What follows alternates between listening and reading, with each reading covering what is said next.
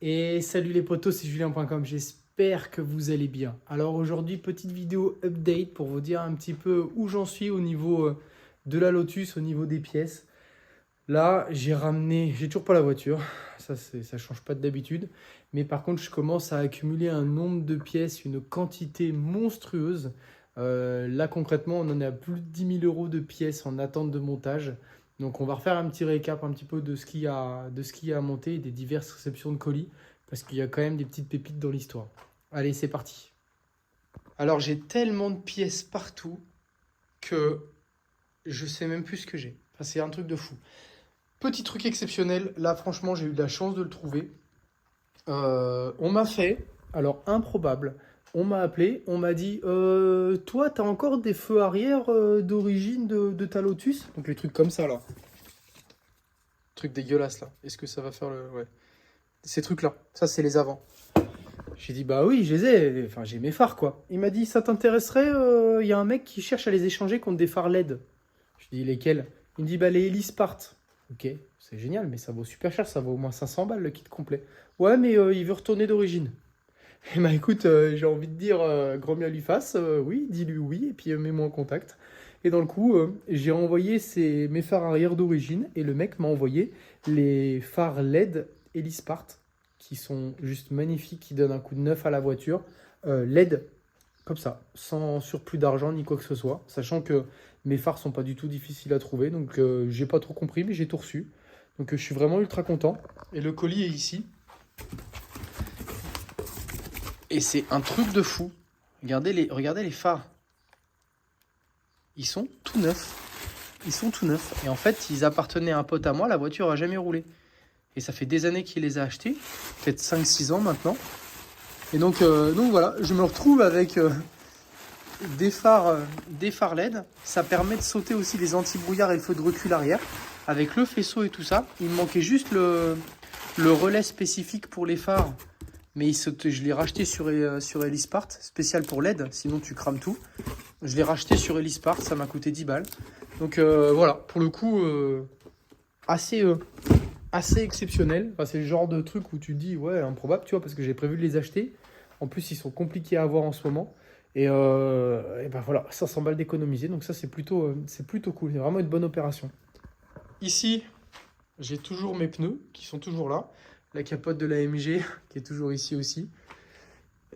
J'ai toujours mes jantes qui sont ici. Là, j'ai un truc super cool. On va le monter ensemble prochainement.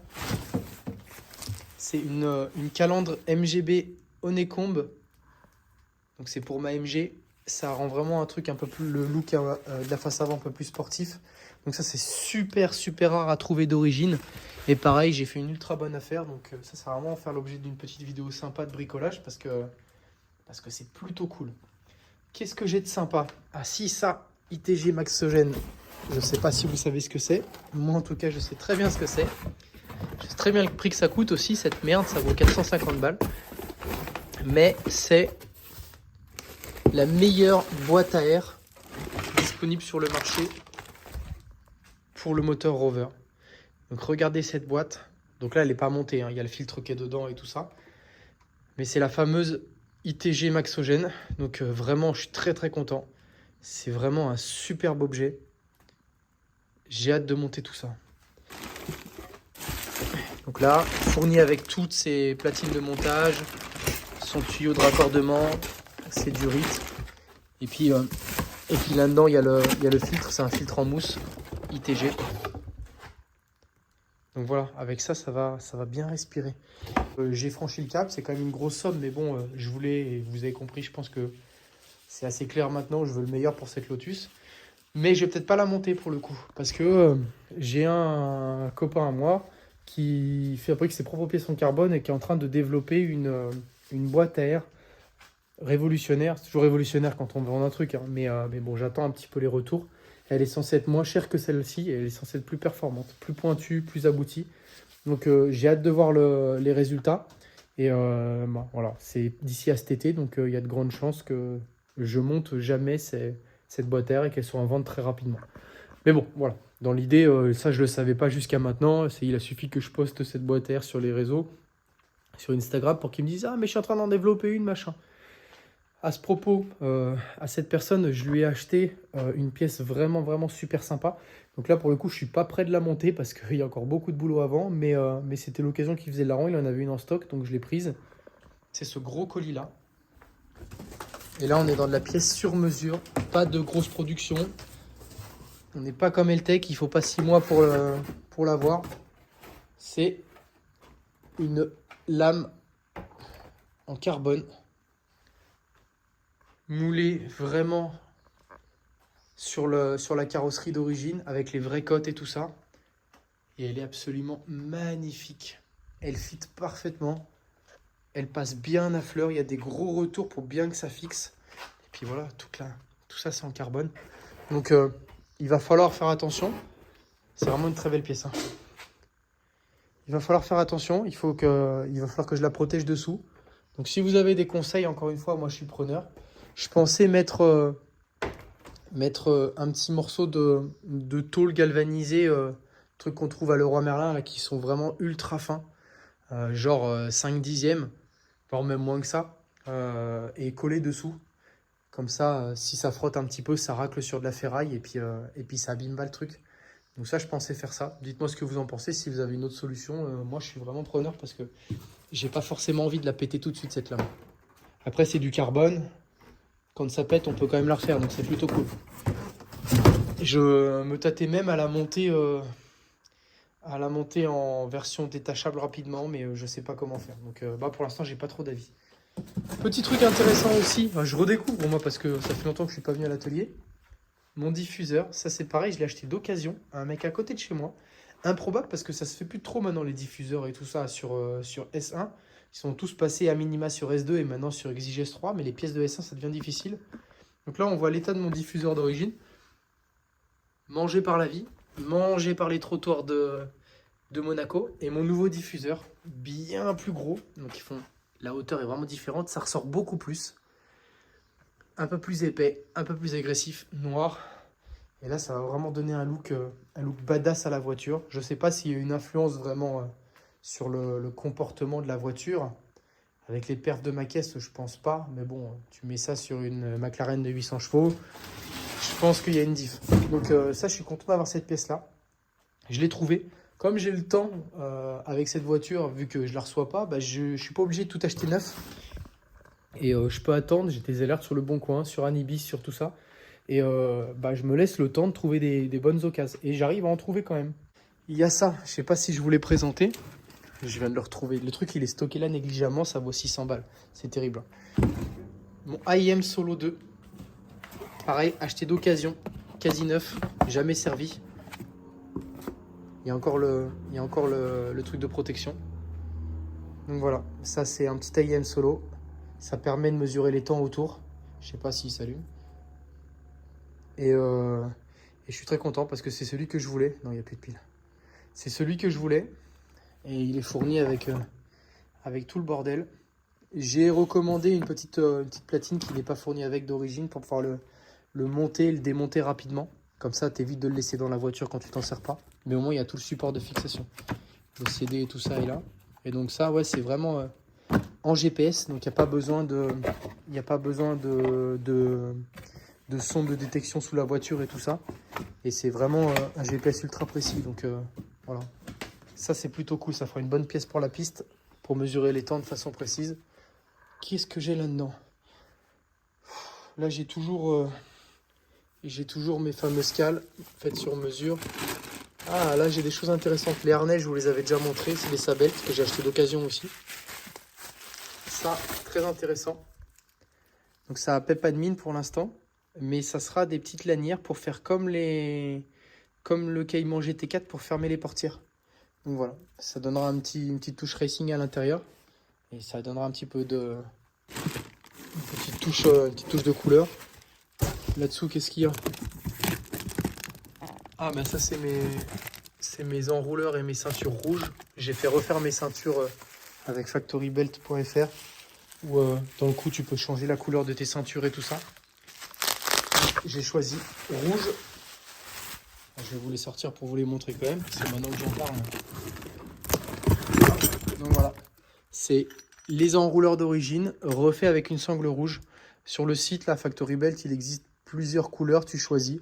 Et puis tu reçois ça sous 2-3 semaines avec l'étiquette d'origine, avec les points de couture d'origine et tout ça.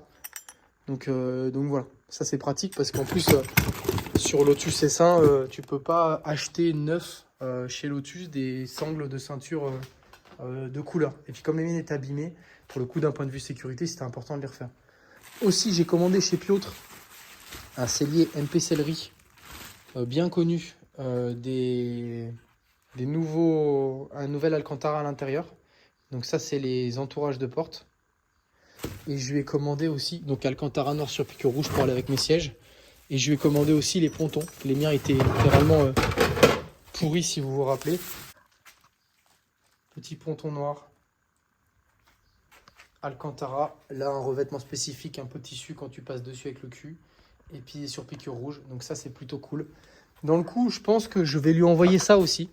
Vu que c'est pas très beau. Je vais lui demander de les refaire en noir. Et puis de mettre une plaque là pour tout couvrir. Comme ça, ça va faire un peu plus joli. Et puis au moins, voilà, j'aurai un intérieur bien fini avec les sièges. Donc ça donnera vraiment bien. Là-bas, qu'est-ce que j'ai d'autre? Là, j'ai un autre harnais. Là, j'ai mon Decata. J'ai une batterie au gel là-haut. Lithium-ion.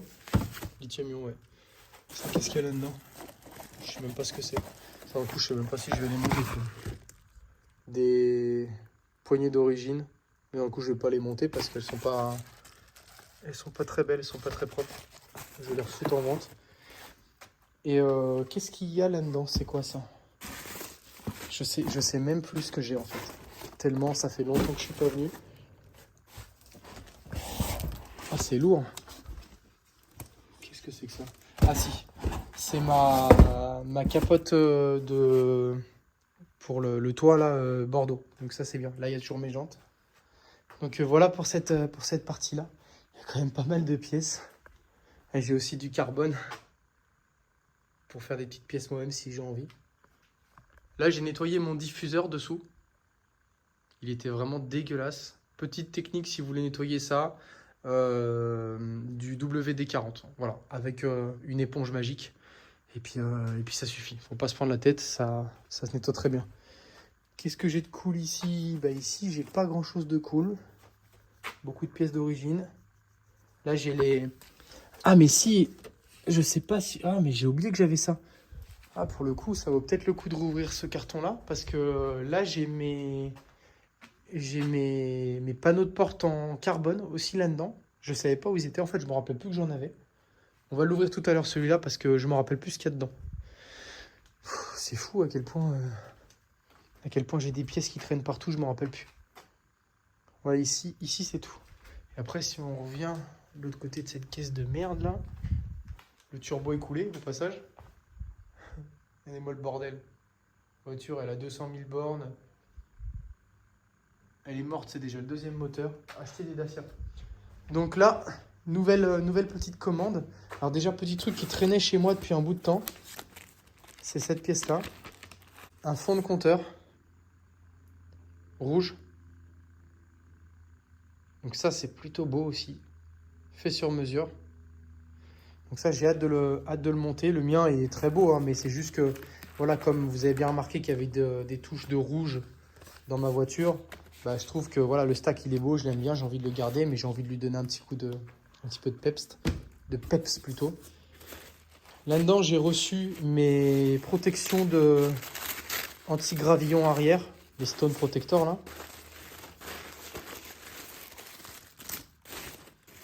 Donc voilà, c'est juste des petites protections. Donc ça, on les montera une fois que la carrosserie sera revenue de peinture. Il faut absolument les monter, sinon tu défonces les ailes, les arches d'aile arrière. Là, qu'est-ce que j'ai? Ah, j'ai pas mal de trucs hein, que j'ai commandé. Hop. Donc des petits pins pour refixer les arches en plastique autour des roues là.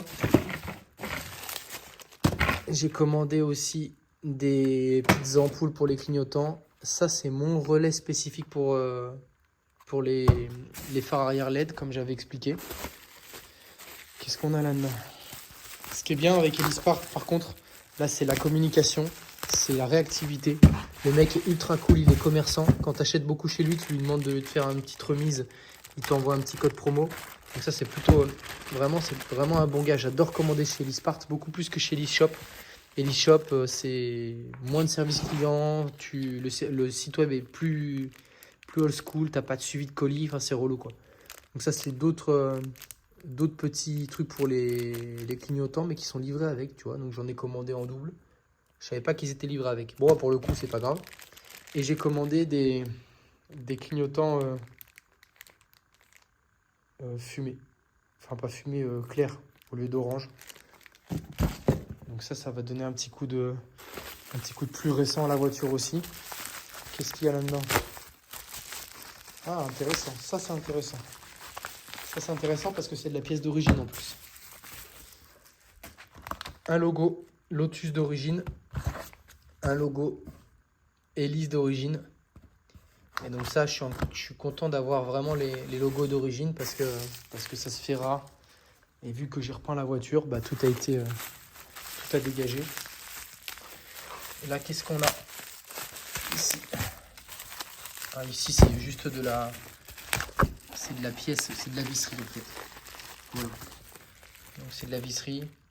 Donc c'est tout pour remonter les diffuseurs et tout ça. Donc ça, c'est vraiment du spare. Là, qu'est-ce que j'ai? Ah, j'ai le taux avant, non, arrière. Pour tracter la Lotus si jamais je la fous dans un bac à sable. De toute façon, c'est obligatoire sur circuit. Et puis là, c'est quoi? MSA front. Donc ça, c'est la partie avant.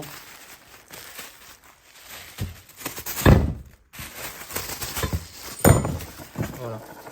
Voilà pour la partie avant. Donc ça, c'est joli aussi. Des belles petites pièces, un petit peu racing. Toujours dans les tons rouges, vous avez bien compris. Qu'est-ce qu'on a d'autre? Ah là là, alors ça c'est ma vie, ça.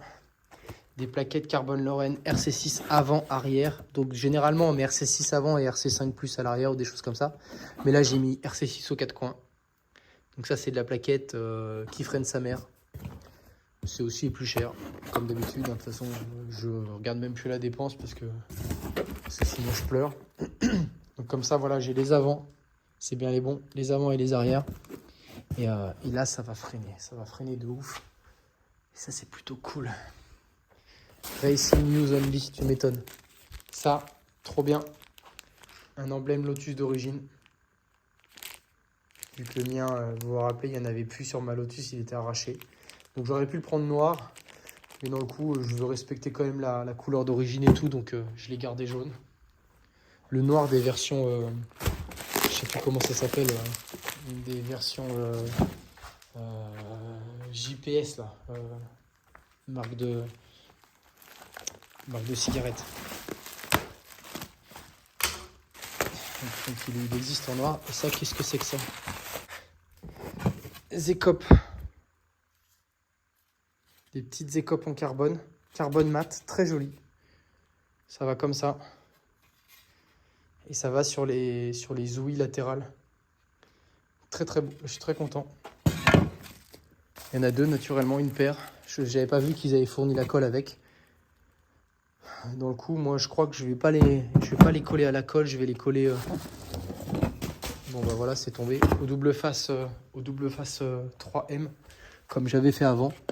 Ça s'arrache pas comme ça. De toute façon, ça prend du vent, mais c'est pas non plus ouf. Et là, c'est les LED bulbes. Donc c'est les protections de phare à l'avant. Donc voilà pour cette partie opening.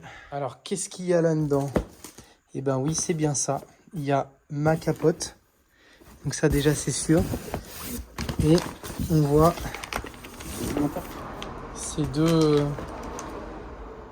deux pièces en carbone là, qui sont les pontons, enfin qui sont les finitions des portières.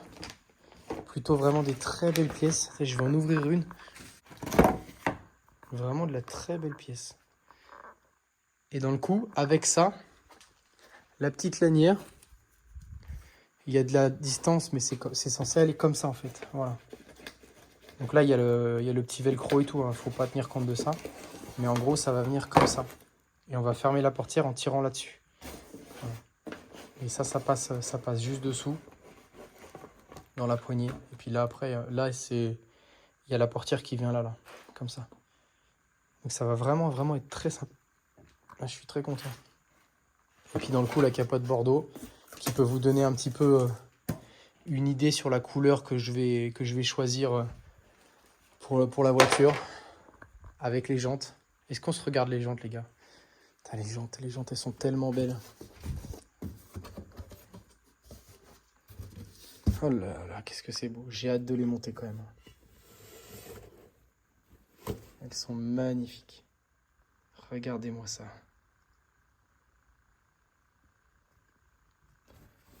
Espèce de bronze, mais en même temps gris. Elles font plus bronze en vrai. Là, elles font un peu gris. Mais ouais, elles sont vraiment belles. Ah, j'ai vraiment hâte de leur mettre les gros gommards qu'il y a ici. Ça va vraiment être un truc de fou. En attendant, faut pas les abîmer. J'espère les monter assez rapidement parce que là, j'en peux plus. Là. Hop, hop, on referme ça. Bon, bah, moi, je vais ranger tout ce que j'ai foutu dehors, là. Tout ce bordel. Je suis à peu près sûr que j'oublie des choses encore, hein, parce qu'il y en a tellement de partout que c'est sûr que j'oublie des pièces quelque part. Mais bon, c'est déjà pas mal. On a fait un tour quand même intéressant. Prochaine étape, je vais récupérer la voiture fin juillet. Je la ramène ici. Je remonte pas forcément tout de suite les coques, c'est-à-dire que je remonte déjà toutes les petites pièces mécaniques et tout ça. Il faut que je refasse avec ce kit-là, les planchers. Faut que je les refasse nickel. Comme ça, une fois que je refais les planchers, je peux installer les sièges, les nouvelles glissières. La barre de harnais que je vous ai pas montré aussi pour fixer les harnais, elle est ici. Petite barre de harnais spécifique. J'ai comment on appelle ça? Ma vitre arrière en Lexan aussi qui est là. Comme ça, elle est bien cachée, personne n'y touche. Donc je monte tout ça, je monte les nouveaux sièges. Je finis de remonter l'intérieur. Le jour où je trouve un volant qui me correspond et qui me plaît, je monterai le volant. Comme ça, la voiture déjà peut se déplacer. Ensuite, parce que j'en ai besoin pour la géométrie et tout ça, déjà, il faut que je finisse mes étriers de frein. Parce que quand je les ai peints, il faisait trop froid et ça séchait pas forcément. Donc ça a donné un peu de la merde. Donc il faut que je reponce un petit peu les étriers et que je finisse de les repeindre. Je me tâte aussi à savoir si je vais les laisser en rouge ou pas. Dans le coup, je crois que je vais peut-être même les faire noirs. Vu que c'est pas des étriers particulièrement beaux. Je crois que je vais pas me prendre la tête. Mais ça, on verra ensemble. Dites-moi ce que vous en pensez en commentaire si jamais. Peut-être noir avec les jantes bronze, ça irait peut-être bien. Ou sinon, je laisse rouge. Ça rappellera les petites touches de couleur rouge sur l'extérieur. Donc je fais ça. Ensuite, je me fais des petites protections adhésives transparentes avec mon plotter de découpe que j'ai à la maison pour pouvoir commencer à refixer la coque et tout ça et mettre des petites protections partout là où les coques sont en frottement, sont en contact.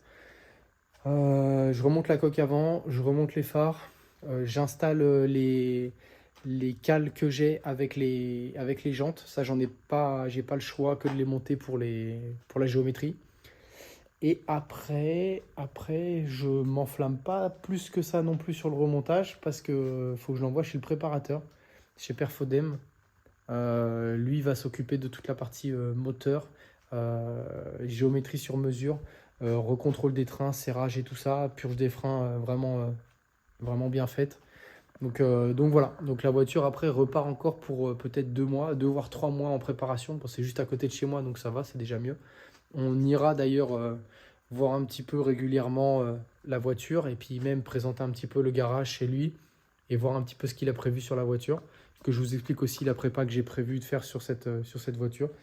Et puis après, on récupère la voiture, on fait toutes les finitions, on remonte tout.